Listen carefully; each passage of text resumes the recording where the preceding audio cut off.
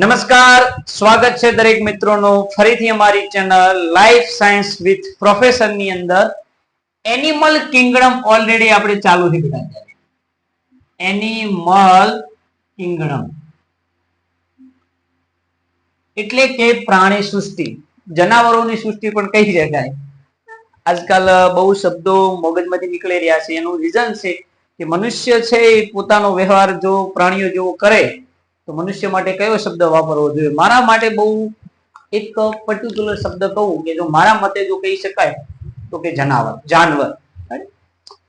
વાત કરવામાં આવે આગળ તો કે પૃથુકૃમિ સમુદાય જેને પ્લેન્ટી હેમિથેન્સ તરીકે ઓળખવામાં આવે છે, અને આ પૃથુકૃમિ સમુદાયના સજીવો છે કે જેમનું શરીર છે કેવું જોવા મળે છે, ચપટું જોવા મળે છે, માટે તેમને ફ્લેટ બોમ્સ અથવા ચપટા કૃમિ તરીકે પણ ઓળખવામાં આવે છે. શાના તરીકે ઓળખવામાં આવે છે?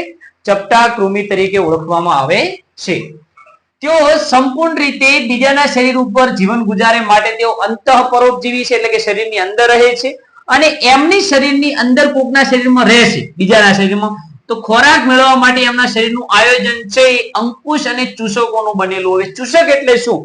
તો કે ચૂસવા માટે જે કામ આવતા એને ચૂસક કહેવાય. અને અંકુશનો મતલબ થાય છે હૂક. શું થાય છે? મતલબ હૂક થાય છે. તેઓ જ્યોતકોષો ધરાવે છે. એ જ જ્યોતકોષોની મદદથી શું કરે છે? તો કે ઉત્સર્જનની પ્રક્રિયા કરે છે. શું કરે છે?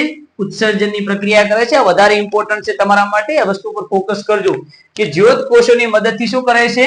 કે ઉત્સર્જનની પ્રક્રિયા કરે છે. અને એ જ ઉત્સર્જન છે એના શરીરમાંથી કચરાના નિકાલ સાથે સંકળાયેલું છે.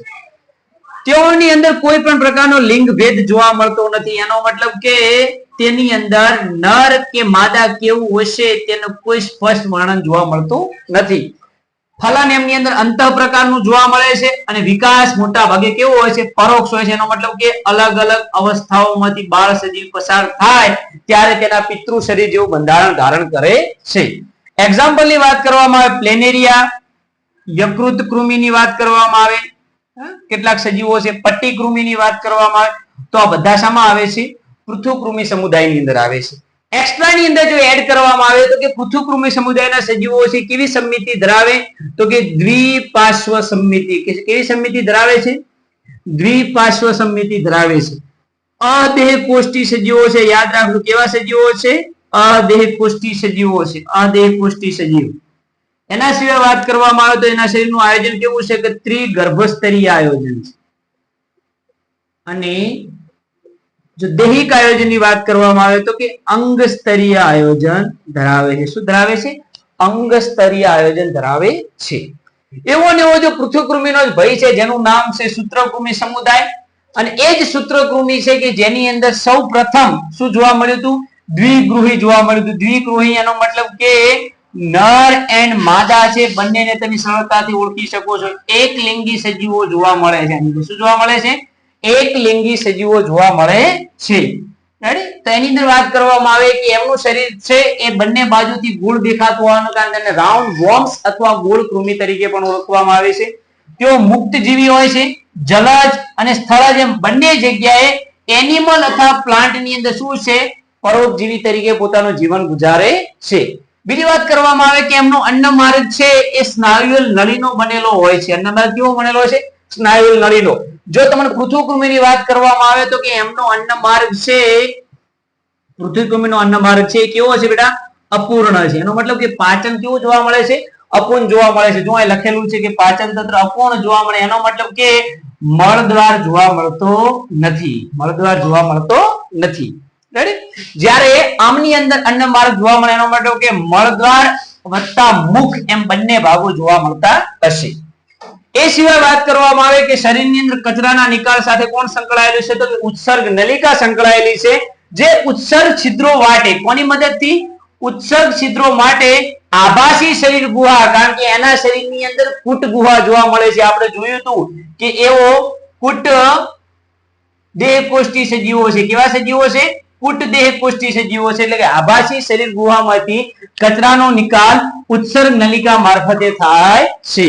દ્વિગૃહી એટલે કે નર અને માદા બંનેમાં જોવા મળે છે. એક લિંગી સજીવો. બીજી વાત, તેમની અંદર અંતઃફલન જોવા મળે છે. વિકાસ કાં તો પ્રત્યક્ષ, કાં તો સીધો, કાં તો પરોક્ષ જોવા મળે છે. એનો મતલબ કે કાં તો પ્રત્યક્ષ, પ્રત્યક્ષ એટલે શું કે તેના મમ્મી પપ્પા જેવું હોઈ શકે, સીધો એટલે કે ડાયરેક્ટ એના મમ્મી પપ્પા જેવું જ પેદા થાય, અને પરોક્ષ એટલે કે અલગ અલગ અવસ્થાઓમાંથી પસાર થઈને એના મમ્મી પપ્પા જેવું પેદા થાય તો એને શું કહેવામાં આવે છે?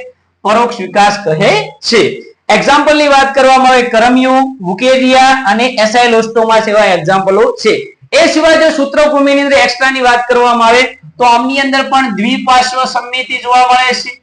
શરીરની વાત કરવામાં આવે તો કે પૃથ્વી પરના તેઓ ત્રિગર્ભસ્તરીય સજીવો છે, પણ કોષીય આયોજનની બાબતે વાત કરવામાં આવે તો દેહકોષની બાબતે વાત કરવામાં આવે તો કે કુટ દેહકોષ્ઠી છે. રેડી? કુટ દેહકોષ્ઠી સજીવો છે. પણ અંગોની વાત કરવામાં આવે તો કે અંગ તંત્ર સ્તરીય આયોજન ધરાવે. કયું આયોજન ધરાવે છે? અંગ તંત્ર સ્તરીય આયોજન ધરાવે છે. તો આ હતું પૃથુકૃમિ અને સૂત્રકૃમિનું વર્ણન. ખૂબ જ ઈઝી અને ઇમ્પોર્ટન્ટલી તમારા એનસીઈઆરટી બુકના આધારે તમને સમજાવવામાં આવી રહ્યું છે. તો તમે આને સારી રીતે ફોકસ કરો.